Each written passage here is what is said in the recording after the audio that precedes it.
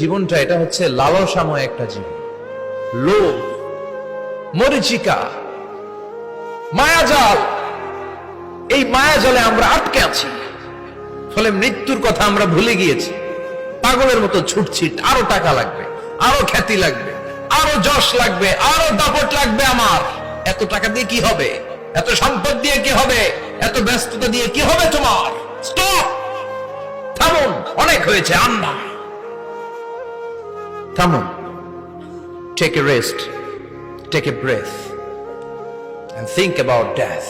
Think that you have to go back to your Lord. একটু বসেন না, একটু ভাবেন যে আমাকে চলে যেতে হবে, চলে যেতে হবে। এই কোলাহল, এই ব্যস্ততা, এগুলো থাকবে, থাকবো না আমি। সাইয়েদনা ওমর ফারুক বলেছেন, মুতু ক্বাবলা আন তামুতু, মরার আগে একবার মরো।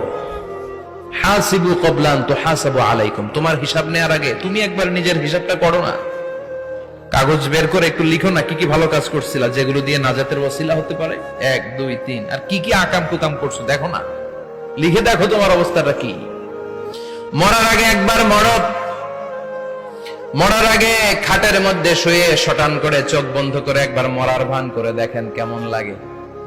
চোখটা বন্ধ করেন আর ভাবেন আপনি নাই, কি কি হতে পারে ভাবেন।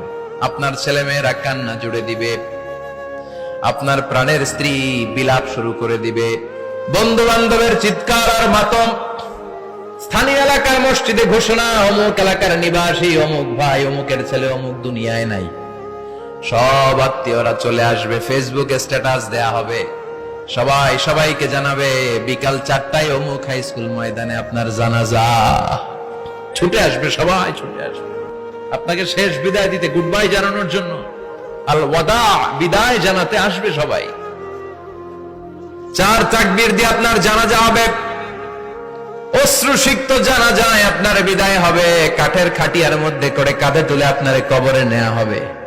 আগে থেকে খুঁড়ে রাখা কবরটার মধ্যে আপনারে বিছিয়ে দেয়া হবে। বাঁশের কচি দিয়ে তার উপরে মাটির চাপা দিয়ে সব চলে যাবে।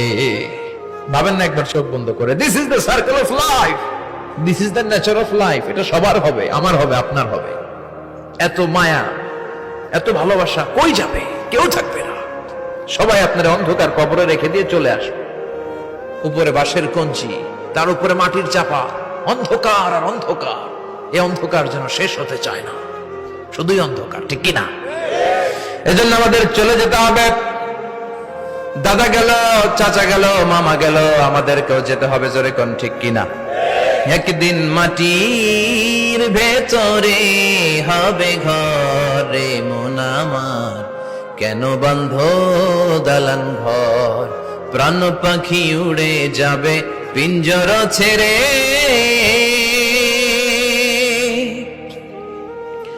ধরা ধামে সবই রবে, তুমি যাবে চলে।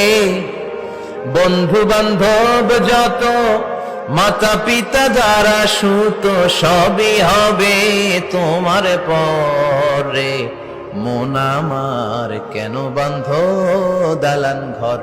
একদিন মাটির ভেতরে হবে ঘরে মন আমার, কেন বন্ধ দালান ঘর? ঠিক কিনা? সব করে থাকবে, চলে যেতে হবে আমাদেরকে।